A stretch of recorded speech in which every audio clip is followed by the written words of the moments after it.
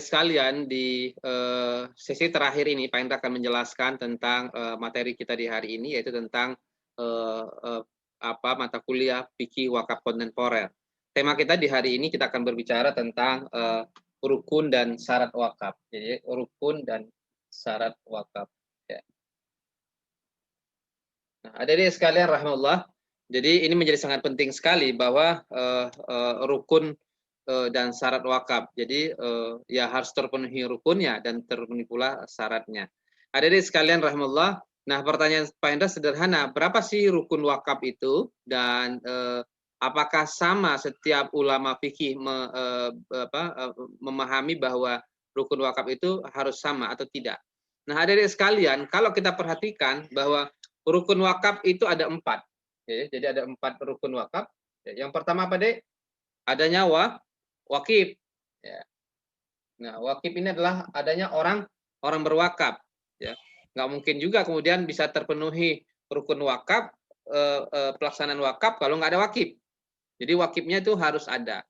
Lalu yang kedua adalah mauquf. Ya. Yang kedua adalah mauquf. Ma huwa mauquf? Apa itu makna mauquf? Mauquf itu adalah yaitu harta wakafnya. Ya. Nggak mungkin dong saya bilang saya wakaf dong, tapi hartanya nggak ada. Ya nggak terjadi juga deh kan. Jadi harus jelas. Saya wakafkan satu bidang tanah, ya. Sama seperti Abu Thaha misalnya. Abu Thaha mewakafkan kebun kurma, ya, dekat Masjid Nabawi misalnya, ya. Lalu kemudian sama seperti Utsman bin Affan misalnya, yang mewakafkan sumur rumah misalnya, yang dekat dengan Masjidil Nabawi. Jadi harus jelas sumurnya mana, tanah kebun kurmanya mana, dan berbagai macamnya. Jadi itu harus jelas mauqufnya. Lalu yang ketiga adalah mauquf alaih. Ya, mauquf alaih. Nah, mauquf alaih ini apa? Tujuannya untuk apa harta wakaf ini? Siapa yang menikmati manfaatnya? Nah, sama misalnya pada saat itu, ya, Abu Thaha, ya, ingin berwakaf datang pada Rasulullah, ya, ketika turun ayat lan tanalul itu, bahwa sekali-kali kamu tidak akan memperoleh satu kebaikan sampai kamu menyedekahkan satu yang terbaik. Akhirnya Abu Thaha datanglah kepada Rasulullah. Rasulullah, saya punya kebun korma Bayruha itu, ya, dan kemudian diwakafkanlah. Lalu kemudian kata Rasulullah, ya, diterima sama Rasulullah. Lalu kemudian Abu Thaha kemudian yang memeliharanya, lalu hasilnya dimanfaatkan untuk keluarga dan juga untuk orang lain yang membutuhkannya. Jadi Masya Allah ini luar biasa adik-adik sekalian. Begitu juga dengan Umar bin Khattab misalnya. Ketika Umar bin Khattab punya tanah yang begitu bagus di Khaybar, ya, lalu kemudian datang kepada Rasulullah, ya Rasulullah minta petunjuk, lalu kata Rasulullah adalah tahan pokoknya, wasabil samratuhu, dan salurkan hasilnya.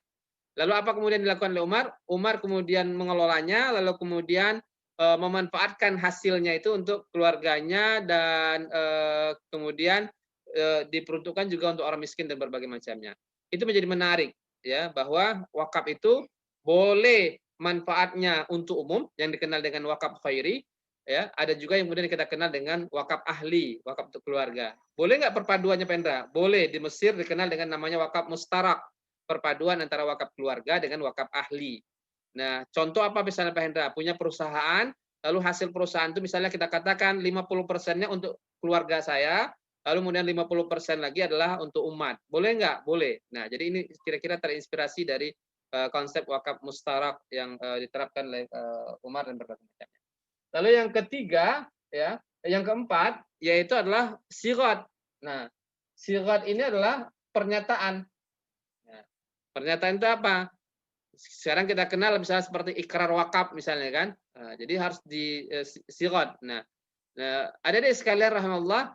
Nah, ini harus jelas.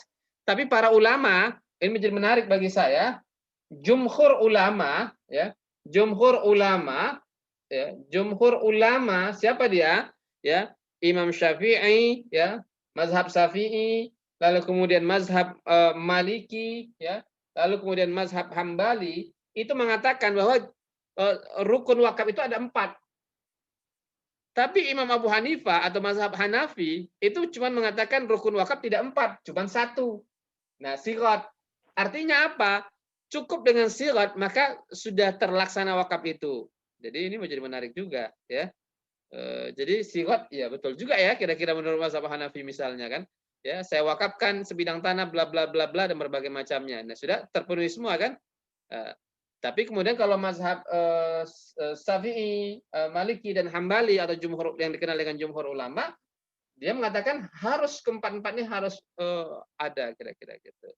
Nah, adik-adik sekalian rahimallah, nah kita bandingkan sekarang dengan di Undang-Undang Nomor 41 Tahun 2004 misalnya di pasal 6 bahwa wakaf itu bisa terlaksana kalau ada berapa tuh? 1 2 3 4 5 ada 6.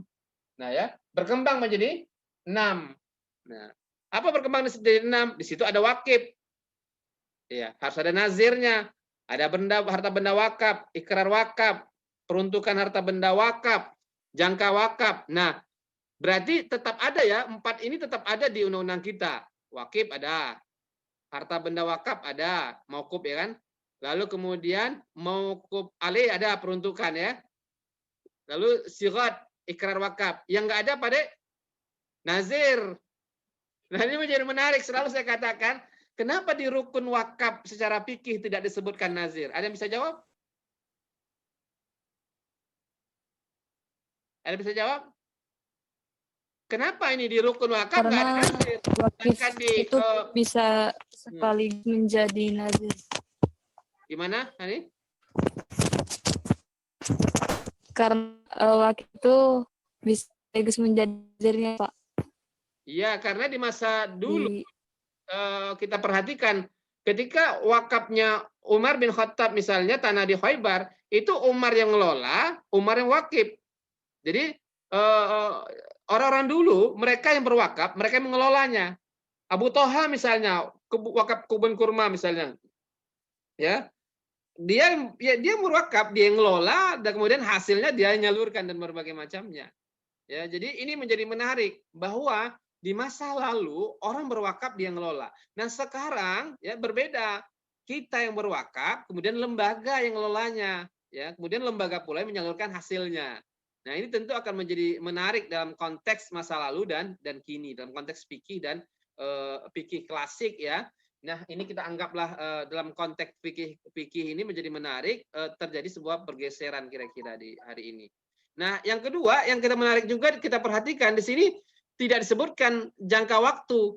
Nah, di undang-undang kita disebutkan di sini ya, yang pakai jangka waktu. Yang ini menjadi perdebatan nanti antara mazhabnya Hanafi yang dan banyak lagi mazhab lainnya misalnya. Nah, di sini yang saya bilang tadi ada wakaf muakkad, wakaf muabbad ya. Pada dasarnya ya mereka mengatakan bahwa wakaf itu ya tetap muabbad, sekali berwakaf dia sudah terlepas ya. Nanti kita akan lihat kan bagaimana status kepemilikannya. Baik adik-adik sekalian, nah jadi ini menjadi menarik ya, satu ilmu baru bagi adik-adik sekalian ya. Kalau secara fikih cuma ada 4, nah tapi secara undang-undang nasional, hukum nasional yang berlaku di Indonesia, hari ini kita mengenal ada 1, 2, 3, 4, 5, ada berapa ini? Ada 6 ya deh ya. Ya ada 6 ya, yang tentu ada penambahan. Nah, lalu kemudian kita perhatikan sekarang nih, bagaimana dengan syarat wakaf? Nah, syarat wakaf ini juga menjadi menarik. Ya, tadi kan rukunnya orang berwakaf. Nah, apa syaratnya? Berakal, sehat, ya. Jadi berakal sehat sempurna. Nggak boleh orang nggak punya akal, maaf dalam tanda kutip misalnya gila dan berbagai macamnya untuk kemudian berwakaf, nggak boleh. Ya, jadi harus dia sadar kira-kira dia berakal sehat. Lalu kemudian yang kedua dewasa atau baligh ya. Nah, cukup umur. Nah, para ulama umumnya beranggapan bahwa seseorang itu ya dianggap cukup umur apabila telah berumur 15 tahunan. Nah, gitu. Jadi ya sudah dianggap ya sebagaimana dipraktekkan di Mesir misalnya. Oleh sebab itu tidak sah wakaf diberikan oleh seorang bayi. Nggak bisa. Yang siapa wakafnya bayi nggak bisa. Karena dia belum dewasa ya. Jadi kalau dikatakan umur berapa Pak Hendra? Ya 15 tahun lah. Nah itu para ulama menganggap ya cukup lah kira-kira ya sudah balik. Lalu kemudian yang ketiga adalah cerdas. Ya cerdas, rasyid ya. Orang yang dalam berwakaf diharuskan cerdas dalam arti memilih kecakapan yang matang.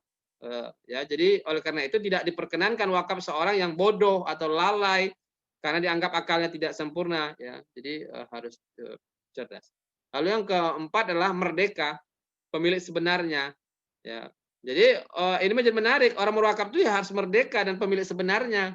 Nah, itu juga yang menjadi problem hari ini kalau Adik perhatikan tentang wakaf manfaat asuransi misalnya yang lagi tren hari ini, di mana wakaf manfaat asuransi itu dia baru menjadi miliknya ketika dia sudah mati kan? Benar nggak sih? Iya kan? Jadi dia baru berpindah kan ketika dia manfaatnya itu baru dia peroleh ketika dia sudah meninggal kan. Jadi ini tentu akan menjadi perdebatan juga di kalangan ulama fikih kita. Nah, adik-adik sekalian, jadi ini menjadi milik penuh kira-kira milik sebenarnya. Lalu kemudian yang B ya mauquf. Mauquf juga begitu, harus memiliki nilai secara ekonomi, tetap zatnya dan dibolehkan memanfaatkan menurut ajaran Islam. Nah, di sini kemudian menjadi sangat penting sekali bahwa wakaf itu ya punya nilai ekonomi gitu ya. Lalu kemudian tetap zatnya baqaul ain gitu kan.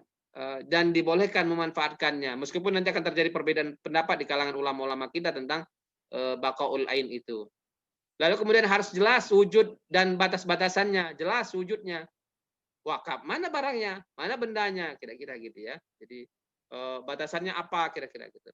Lalu kemudian milik penuh orang berwakaf. Jadi ini menjadi penting sekali milik penuh ya. Orang yang mewakafkannya.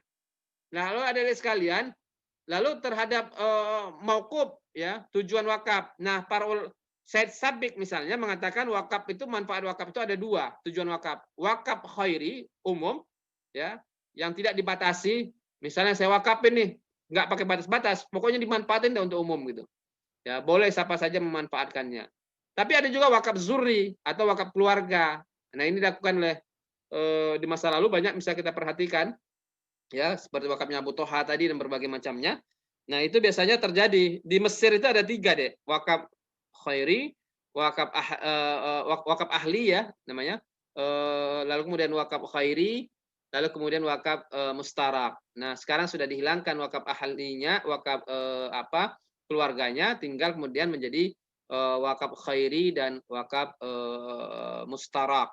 Nah, mustarak itu apa, Pak Hendra? Perpaduan antara wakaf khairi dengan wakaf ahli. Nah, hadirin sekalian rahimallah, jadi itu jadi jelas sekali.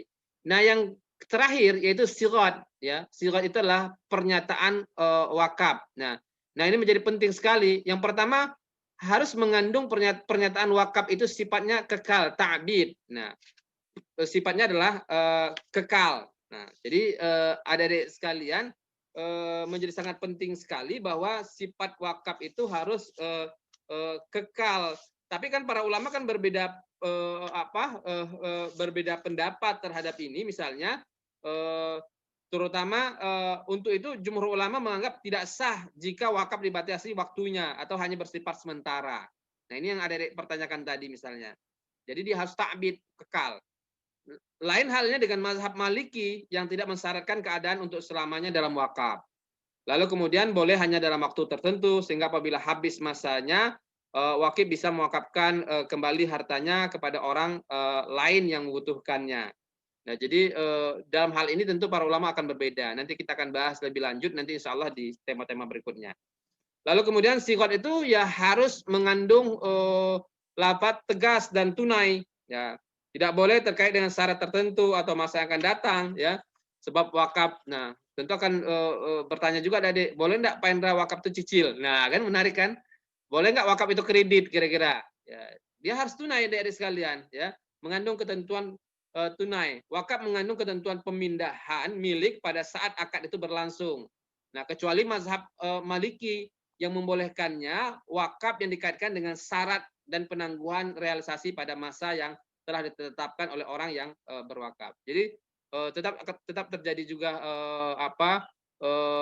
perbedaan pendapat di sini di kalangan ulama fikih. Hadirin sekalian rahimallah.